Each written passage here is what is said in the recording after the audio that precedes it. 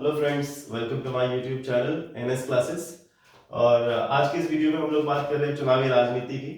तो इस वीडियो में हम लोग चुनावी राजनीति के अगले हिस्से की बात करेंगे। ये वीडियो एक बहुत ही महत्वपूर्ण वीडियो होने वाला है, क्योंकि इसमें जो हम टॉपिक डिस्कस कर रहे हैं वो काफ़ी इंपॉर्टेंट है आपके एग्जाम को लेकर।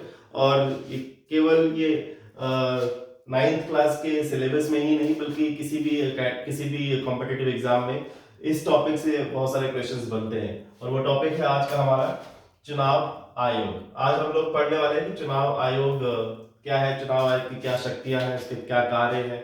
ठीक है, इसके आगे हम लोग ये भी पढ़ेंगे कि भारत के अंदर जो चुनाव है वो लोकतांत्रिक कैसे है। तो इसके पहले वाले वीडियो में हम लोग पढ़ रखा था हम लोगों ने कि एक चुनाव के लोकतांत्रिक होने की क्या क्या शर्तें हैं। तो आइए शुरू करते हैं इस वीडियो को।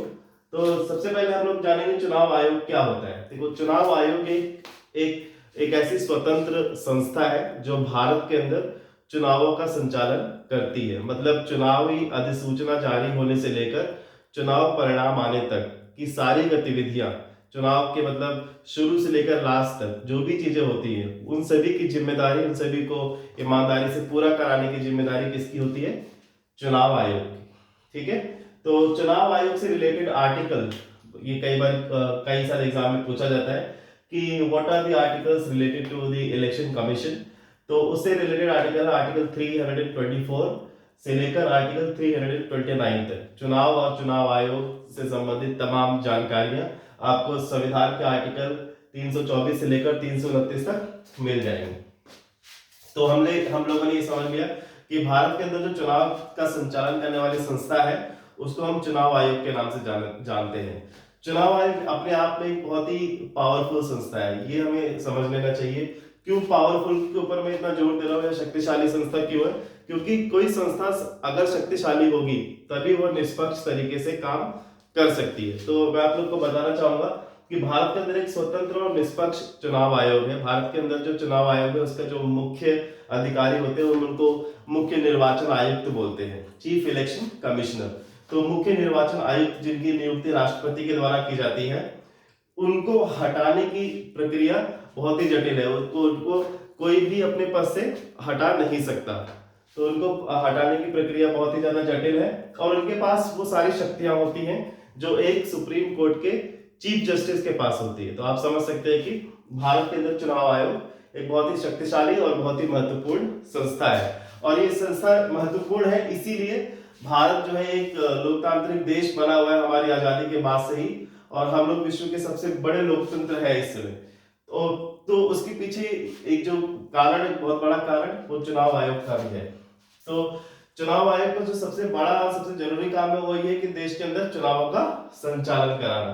तो चुनावी अधिसूचना जारी होने से लेकर चुनावी परिणाम आने तक की सारी गतिविधियां कौन कराते हैं? चुनाव आयोग। तो एक तो ये हो गया। उसके बाद चुनाव आयोग का अगला कार्य है चुनाव आचार संहिता का पालन कराना। चुनाव आचार संहिता क्या होती है? चुनाव आचार संहिता मतलब कुछ चुनावी नियम होते हैं जिनको किसके द्वारा बनाया गया है? चुनाव आयोग के द्वारा। चुनाव आचार संहिता जैसे कुछ नियम मैं बता देता हूं आपको। जैसे कोई भी राजनीतिक दल चुनाव के लिए किसी भी धार्मिक स्थल का प्रयोग नहीं करेगी, या अपने प्रचार के लिए किसी भी धार्मिक स्थल का प्रयोग नहीं कर सकती। अगर कोई राजनीतिक दल ऐसा करती है तो वो चुनावी आचार संहिता का उल्लंघन है, और उसके बाद चुनाव आयोग उसको सजा दे सकती है या दंडित कर सकती है। तो चुनाव एक ऐसे ही एक नियम ये है कि जैसे कि मैंने अभी तुम्हें बताया कि कोई भी धार्मिक स्थल का प्रयोग नहीं किया जा सकता। इसी तरह से लोकसभा और विधानसभा चुनाव में खर्च करने की सीमा है। मतलब कोई भी कैंडिडेट उस सीमा से अगर अतिरिक्त खर्च करता है तो चुनाव आयोग उसको दंडित कर सकती है। इसी तरह से एक और आचार संहिता है, जैसे कि मान लीजिए किसी राज्य में चुनाव होने वाला है और वहां पे चुनावी आचार संहिता लागू हो गई है, मतलब चुनाव से संबंधित नियम लागू हो गए हैं। तो ऐसे में जब चुनाव आचार संहिता लागू हो जाती है तब उस राज्य की सरकार या उस देश की सरकार कोई भी महत्वपूर्ण कार्यों का शिलान्यास नहीं कर सकती, क्योंकि अगर वो शिलान्यास करते तो वो अपने वोटरों को प्रभावित कर सकते। तो चुनावी आचार संहिता का ये नियम है कि अगर किसी राज्य में चुनाव की घोषणा हो चुकी है और वहां पर चुनावी आचार संहिता लागू हो चुकी है तो कोई भी महत्वपूर्ण या नीतिगत फैसले नहीं लिए जा सकते, किसी महत्वपूर्ण परियोजना का शिलान्यास नहीं किया जा सकता। तो ये सब चुनावी आचार संहिता होती है। और चुनावी आचार संहिता का पालन कराने की जिम्मेदारी किसकी है? चुनाव आयोग की। ठीक है, इसके बाद सरकार को दिशा निर्देश जारी करती है। मतलब समय समय पर चुनाव के दौरान सरकार पे चुनाव चुनाव आयोग जो है दिशा निर्देश जारी करती रहती है, अपने गाइडलाइंस जारी करती रहती है और सरकार को बाध्य करती है कि उन मतलब ये सुनिश्चित करती है कि सरकार उसका पालन करे, और अगर ऐसा नहीं करती तो वो एक उचित फैसले लेने की का मादा रखती है चुनाव आयोग अपने आप में।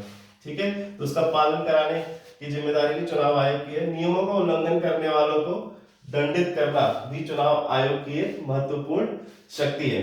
तो इसमें हम लोगों ने जान लिया कि चुनाव आयोग के क्या क्या कार्य हैं और क्या क्या शक्तियां हैं। तो मैंने एक चीज बोली थी तुम्हें कि हम कैसे समझ सकते हैं कि भारत के अंदर जो चुनाव है वो लोकतांत्रिक है। तो एक एक रीजन तो हमने ये देख लिया कि भारत के अंदर जो चुनाव आयोग है वो चुनाव का संचालन करती है, और चुनाव आयोग एक बहुत ही महत्वपूर्ण संस्था है जो कि चुनाव से संबंधित सभी नियमों को देखरेख करती है और ये सुनिश्चित करती है कि चुनाव निष्पक्ष तरीके से हो।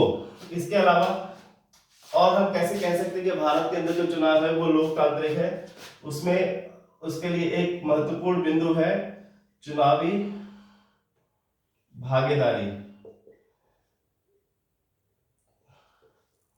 इसका मतलब क्या है कि चुनाव के अंदर जनता की कितनी भागीदारी है, मतलब जनता चुनाव में हिस्सा ले रही है कि नहीं। अगर भारत जैसे एक विशाल देश में अगर मान लीजिए यहाँ पे लोकसभा चुनाव होता है और जनता की भागीदारी बहुत ही कम है, 20% 30% लोग चुनाव में जाके वोट दे रहे हैं, तो क्या हम कह सकते हैं कि वो चुनाव लोकतांत्रिक है? हम लोग नहीं कह पाएंगे। लेकिन अगर चुनाव में भागीदारी ज्यादा है, जो कि भारत के अंदर चुनाव में भागीदारी बहुत ज्यादा होती है, भारत के अंदर आप देखते हैं गाँव में जनता बहुत भारी संख्या में वोट देने जाती है, शहरों में भी वही संख्या रहती है, तो हम लोग कह सकते हैं कि भारत जैसे विकासशील देश में अगर चुनाव के अंदर जो जनता की जो भागीदारी है वो बहुत अधिक मात्रा में है, तो ये भी एक बहुत बड़ा कारण है कि हम भारत के जो चुनाव है उसको हम लोकतांत्रिक चुनाव बोल सकते हैं। क्यों बोल सकते हैं? क्योंकि भारत के अंदर जो जनता की भागीदारी चुनाव में वो बहुत ही ज्यादा है। उसके बाद एक और पॉइंट आता है, एक और पॉइंट जो हम कह सकते हैं भारत के अंदर कि चुनाव परिणामों को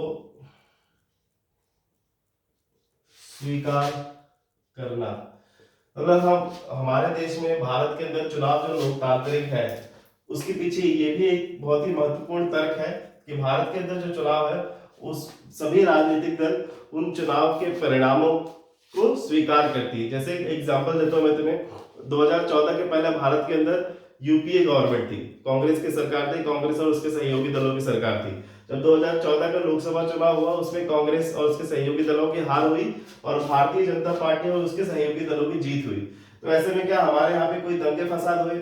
नहीं, कांग्रेस पार्टी ने उस नतीजे को स्वीकार किया और उन्होंने सत्ता दूसरी पार्टी को सौंप दी। इसी तरीके से जब नेक्स्ट चुनाव होंगे, मान लीजिए 2024 का जो लोकसभा चुनाव होता है उसमें कोई जो अगर मान लो हमारे यहाँ पे सत्ता में जो भी पार्टी है इस समय अगर वो हार जाती है, तो इसका मतलब ये नहीं कि वो सत्ता का हस्तांतरण नहीं करेगी, बल्कि वो सत्ता का हस्तांतरण दूसरे पार्टी को कर देती है। तो जब देश में इस तरह के तरीके होते हैं, इस तरह की प्रक्रियाएं होती है, तो ऐसे देश में चुनाव को हम लोकतांत्रिक मान सकते हैं। तो आज की वीडियो में हम लोगों ने देखा कि भारत के अंदर चुनाव जो है वो लोकतांत्रिक कैसे है। उसके अंदर सबसे बड़ी भूमिका निष्पक्ष और स्वतंत्र चुनाव आयोग की है।